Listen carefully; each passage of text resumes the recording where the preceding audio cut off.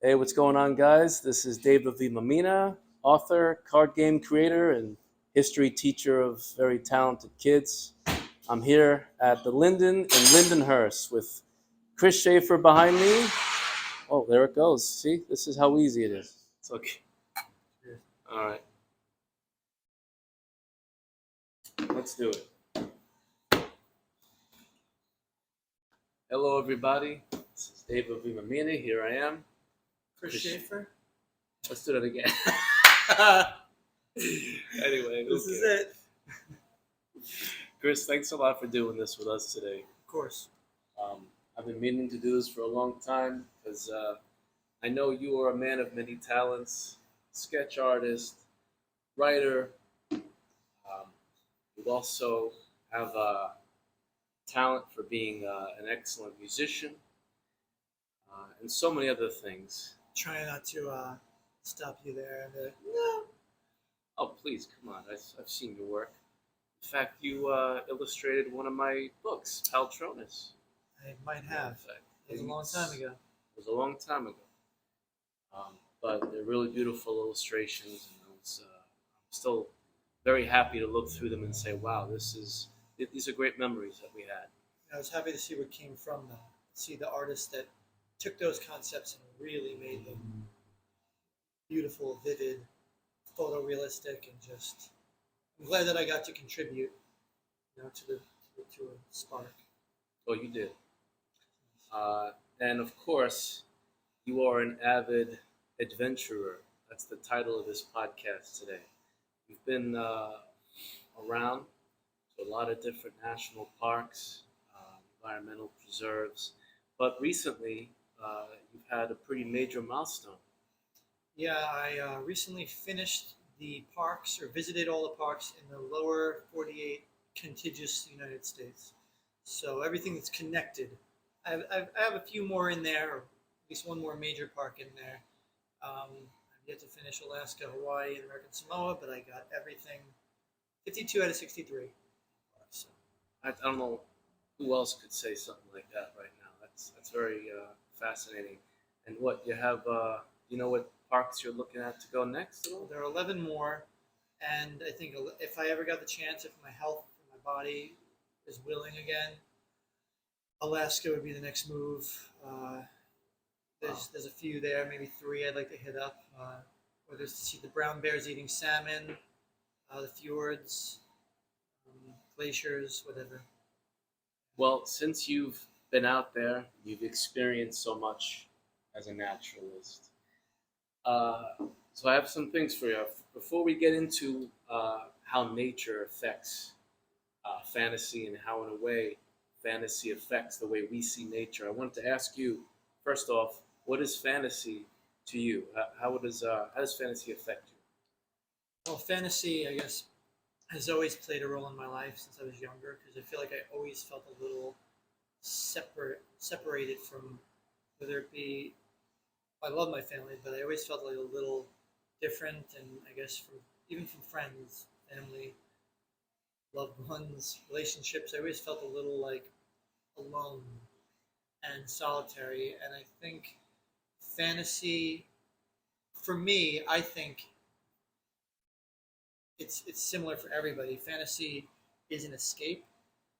Um, Fantasy also helps you see the world in a different way. Um, I had so many thoughts of how I wanted to say this, but I think it makes you feel less alone in ways because you see characters that you can relate to in fantasy, that are having similar struggles but in a grander scale, more hyperbolic. Um, I think I think a lot of people kind of find themselves in fantasy because there's so many strange and wonderful characters. I think fantasy also helps you aspire to bigger things because you see, a character slaying a dragon, or single-handedly taking down an undead army, or filling a spaceship full of the last of Earth before it explodes and heading to another galaxy, and you think, okay, well, if they could do that, then I can get out of bed this morning. I can talk to the girl or guy that I've wanted to talk to that I thought I just didn't have it in me. I could, create that comic strip that I thought there's so many better people out there. You find yourself that you find your power in it. And I think it's also helps so many people that are either busy, can't go traveling, can't go exploring. They could go home and they could play a video game. They could open a book. They could watch a movie and they could escape into that.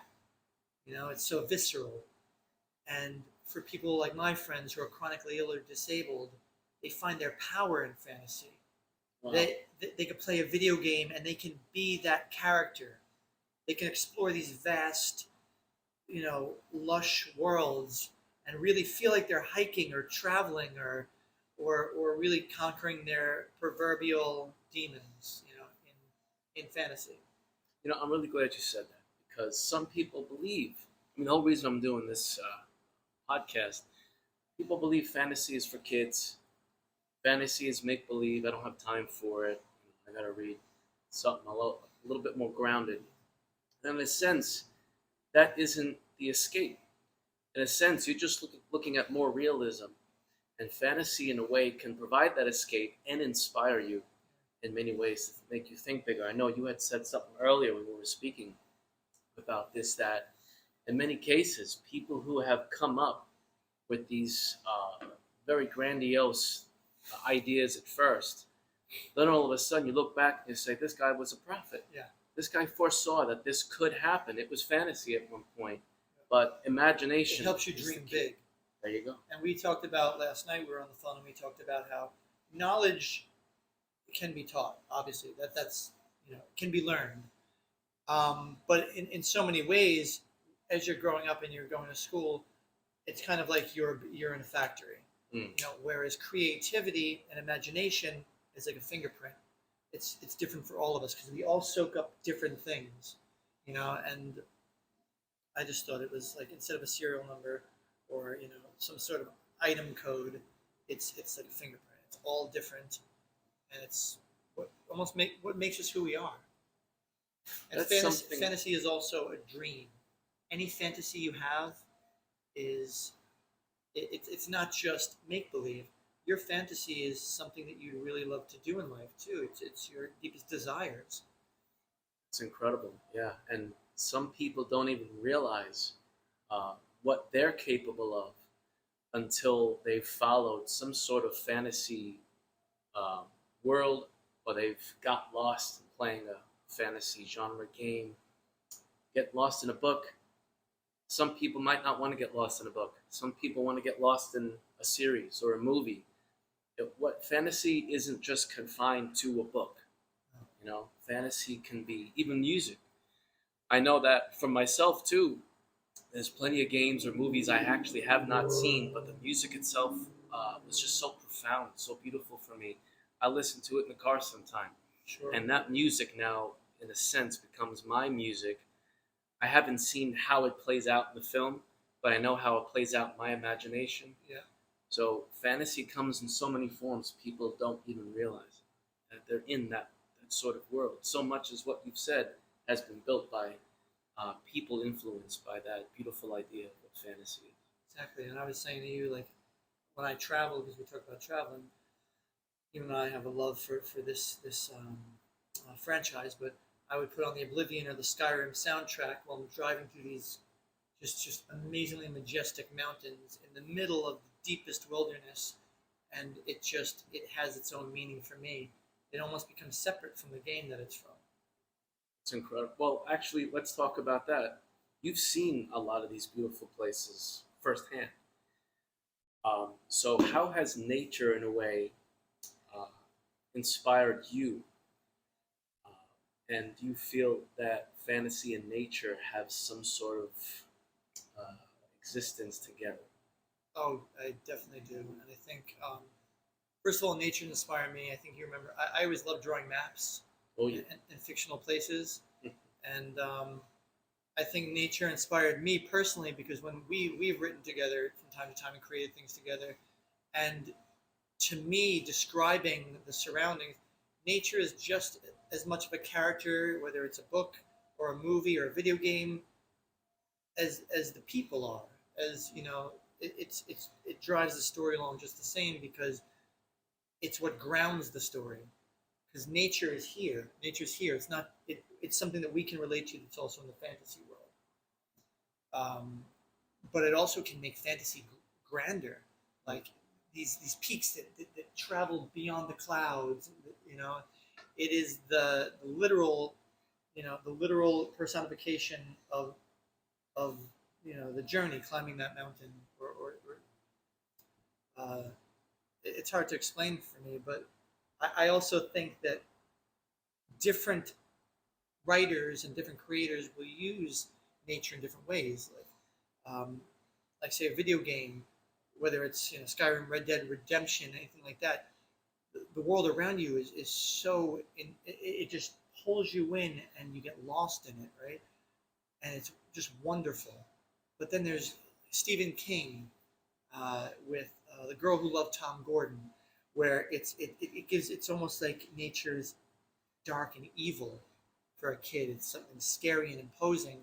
And I know when I would read C.S. Lewis or Tolkien, and it's kind of whimsical and magical, the land, and it's especially Lewis. It's a little less daunting, that land. So when I would go into the wild, one of the things that I loved about going into the wild is it was incidental exercise. It was like you're on an adventure. You're not running. You're not on a treadmill. You're actually getting exercise, but you're on a quest.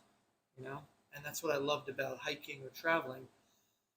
But to add on to that, when I was younger and I would go into the woods, I would think about C.S. Lewis. This is magical. When I was older and I would read something like King, when I was hiking at night and my headlamp would cast shadows, I would think about maybe not a mountain lion or a bear, but something darker and more, supernatural in the woods. So I think nature inspires writing, and writing ends up informing how you feel about nature sometimes. Incredible. That's a great example. I know that when I'm reading something, and if I'm writing something, you really miss out if you're not setting the environment. If you're not explaining how the environment is affecting the characters right now. 100%. You need, and you know what? You'll also remember the scene. You'll remember the scene because you'll say, "Oh yeah, I saw it in my imagination. That's what it looked like." Or there was a battle in the rain. It's raining. Now you just added The swords a are whole. clashing. The water's like hitting the shield. The moonlight is gleaming on the shield as the rain drips down. Oh yeah, you have soldiers slipping, you know, getting back up with the Mud, water blood. and blood mixed in, dripping. I mean, it's just so captivating to me. Missing out if you're not reading or if you're not writing uh, about nature and the environment in your books. Sure, whether it's a sunrise over beautiful mountains or a thorny atmosphere with a volcano, erupting in the background. And Oh, 100%. And I think you nailed it when you said that nature could be a scary place depending on what you've read, what you've watched.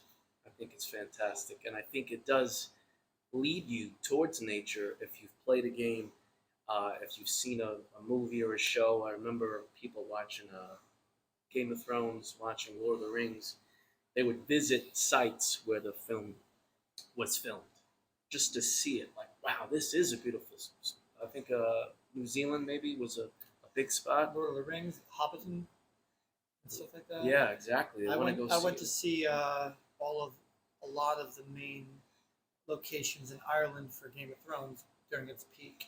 That's right. And for me, that was like so. And we wore some of the attire. There were some of the people that worked on the shows there, and met some of the people. I remember I had the dire wolves, two of the dire wolves, and it was just an amazing experience, especially in the midst of us watching these shows. Like coming home and watching it and being like, I stood there.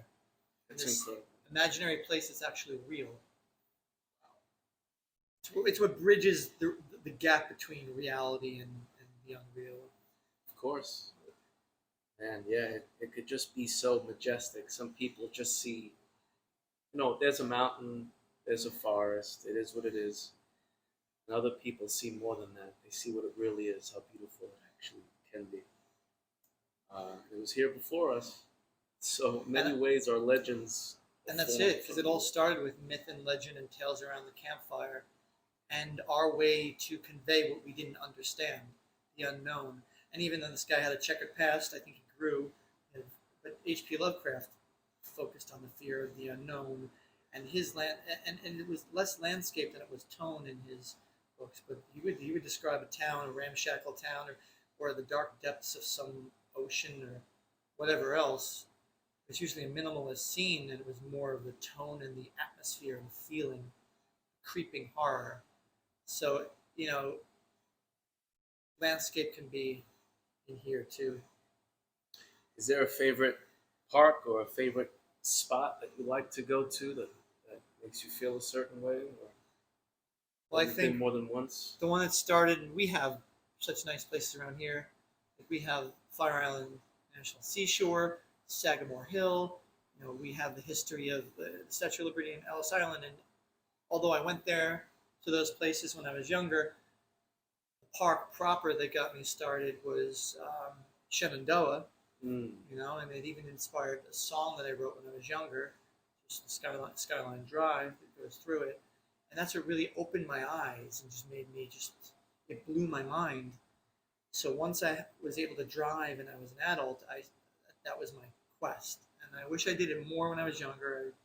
We're all lost, but as an adult, I picked it up more, and I know the first place I went after that was the Everglades because I was able to harness that childlike wonder, all the reptiles, the primal nature. It was almost like you were back in time, right? But as an adult, my favorite park is Glacier, because I think that is the last great place, and it personifies so many of the parks. Some of the most ecosystems of any park in the different areas, and it just looks like something out of Lord of the Rings or Skyrim or any Wild West, dream you could have mixed together. Some people come back from Alaska and they're like, I could have Alaska here the east side of the park, Whoa. or I could have, the Northwest here in this side of the park, or feel like I'm in the Smokies, on the west side by Apgar, or it just, or the North Fork Road looks like, kind of the Tetons ish. So you really, it's a grab bag of feelings for me since I've been to most of the parks. And I luckily got to work there last summer. And it was amazing. I didn't get to do what everyone else did. I watched a lot of friends doing these amazing quests through the mountains, through the backcountry, you know. But I was there, and so I got to not only work in my favorite national park on my 40th year, but also finish what we talked about earlier. That is so cool. My goodness. So, since we're talking about parks and nature that you'd like to be in, I've been asking this of everybody so far, which is two people. What fantasy would you like to be lost in if you had a choice? See, that's a tough one because there are different parts of my life I wanted different things, but then when I think of the reality of it, I think, okay, maybe I don't want to be there. Like I was an avid Batman collector, historian. I had 40 long boxes of comics before I got rid of everything and became a minimalist for various reasons. But I used to want to live in the world of Gotham for a while. Whoa. Even though You're a brave man. No, I don't want to be there. I don't want to be there. I think with Batman, as I was growing up, when I was going through my hardest times, I realized, okay, this is someone who's really suffering and put my life into perspective. And it showed me that a damaged person can still do good, even though he doesn't always do it,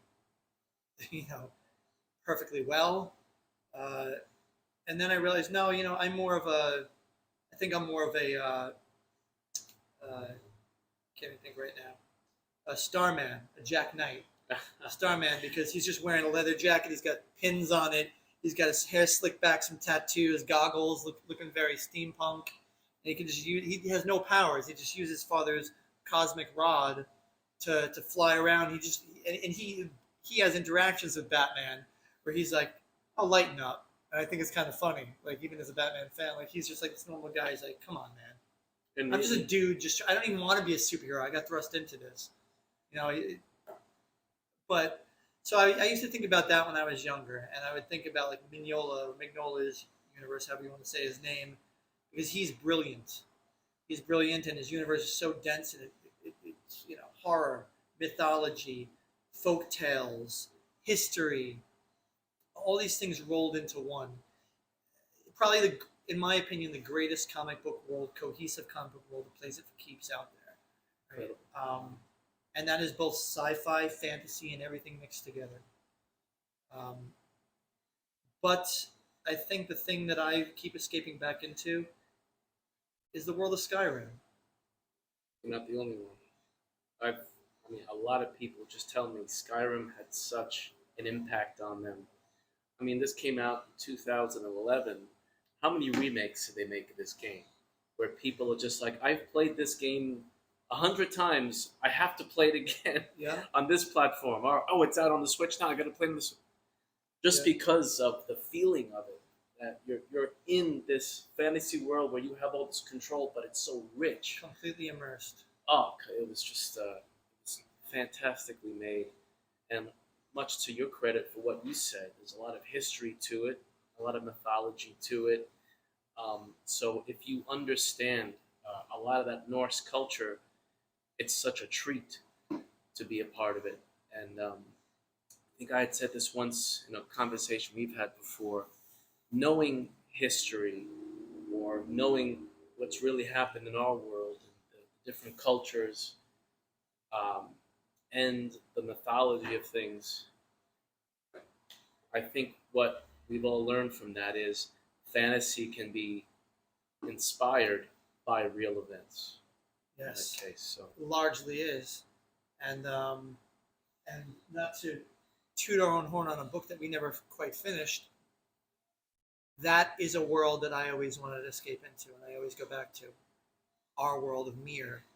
And I remember I wrote you a story for your birthday years ago. I don't know if you still have it. I remember. I don't know where it is, but I remember it. But it brought us into that world. Like we passed on, and you woke up, didn't know where you were, and there's somebody helping you to the shore on the boat that you wake up on, and it all seems familiar. And then as things start coming into focus, you realize we find out it's me, and I'm welcoming you into the world that we created. And then later on, I saw similar things in like Lost, and I'm always like, damn, I wish I would have published this. But there are worlds like that in Bradbury that has that nostalgic whimsy that I wouldn't mind being a part of. Worlds that aren't as brutal. Yeah, well, I would love to talk to you more about this, but it's time to open up the establishment. No, well, I think we could go a little. We pushed it because we ran into a few speed bumps along the way. You wouldn't believe it. People coming in, the boss. And, oh man, one thing after the other. Issues with the camera, but I think what we didn't get to touch on. My favorite writers, when I was young, Bradbury really. I used to carry around the Illustrated Man, first edition, everywhere I went, in my car, in my hiking backpacks, rolled up. What was it about? It's a collection of short stories, The Illustrated Man, and it's I remember it was one of the things that captured my imagination at a young age, and it was also there was a story called A Sound of Thunder as well, and it wasn't in that collection, I don't believe, but it was. I think most people remember it. People going back in time to hunt dinosaurs from the future. They have to stay on the floating path, and I believe they use bullets that are made of ice. I don't remember exactly.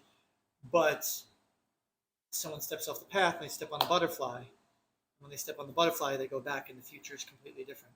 That's where the term the butterfly effect came from. Gotcha. But I remember as a kid, dinosaurs, going back in time, all these, and the weight of the smallest action that you make. I think when we go through our days, we don't realize that the smallest thing you do for somebody can affect their day, can make the biggest difference. And if that's the case, if in the moment the smallest thing could change everything, think about it, 65 million years. And I just, that as a kid, that hit me like a sledgehammer. and right away Bradbury was my favorite. And then as a child, also Rod Serling opened up my eyes to everything. And Bradbury and Rod Serling worked together from time to time. And to me, he is the godfather of sci-fi. Sci-fi is probably my favorite form of fantasy because it reflects a black mirror onto us. It shows our greatest and worst, the greatest and worst of humanity or society. Let's just look at ourselves deeper.